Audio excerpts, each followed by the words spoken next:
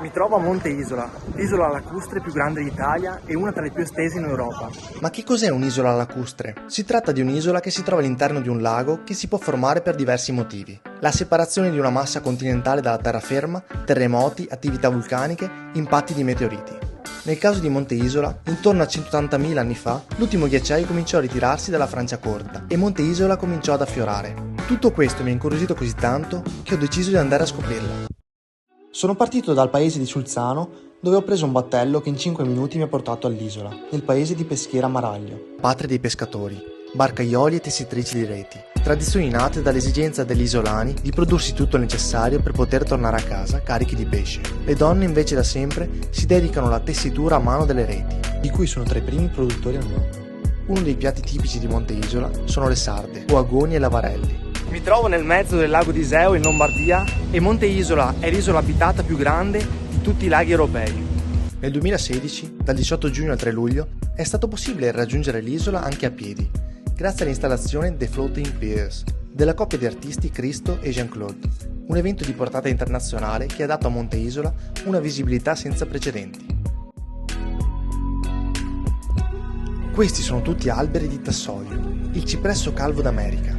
Vivono in ambienti paludosi e umidi e, come potete vedere, sono particolari perché hanno le radici che affiorano dall'acqua.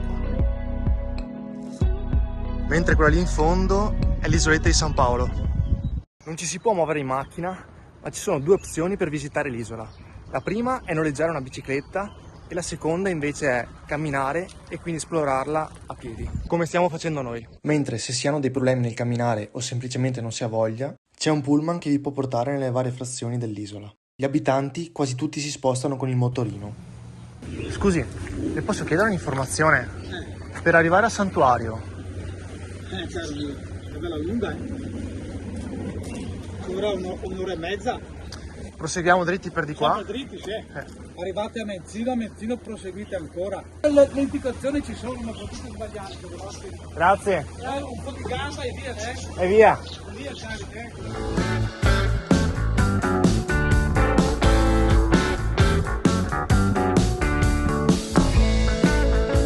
Qui c'è un altro punto di ristoro, sempre con le panchine per fare il picnic e anche un bar.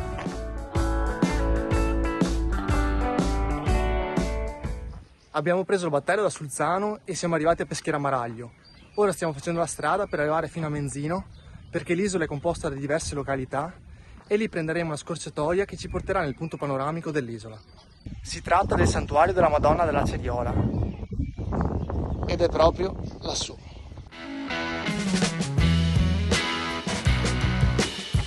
Come state vedendo, la cosa figa è che si è immersi completamente nella natura e gli unici mezzi a motore che passano o sono delle persone che vivono qui e principalmente il motorino. Siamo arrivati anche nella località di Senzano, vediamo un attimo com'è questo borghetto.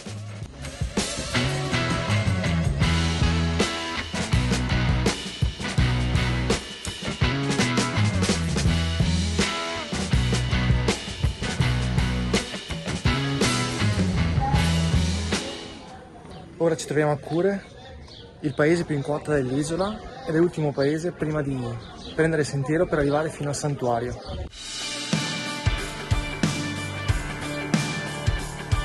Siamo quasi arrivati in cima, ora si possono scegliere due tipi di sentieri, quello più semplice o quello un po' più ripido tra le rocce.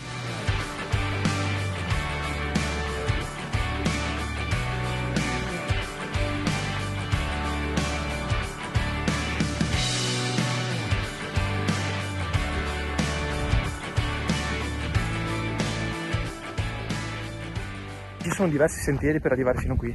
Come vi dicevo prima, ce n'è uno più semplice e uno un po' più complicato. E ora faremo il sentiero per tornare di nuovo giù. Torneremo a Peschiera Maraglio, il punto di partenza dove siamo arrivati con il battello. Fino a qualche tempo fa non conoscevo Monte Isola e neanche cosa fosse un'isola lacustre.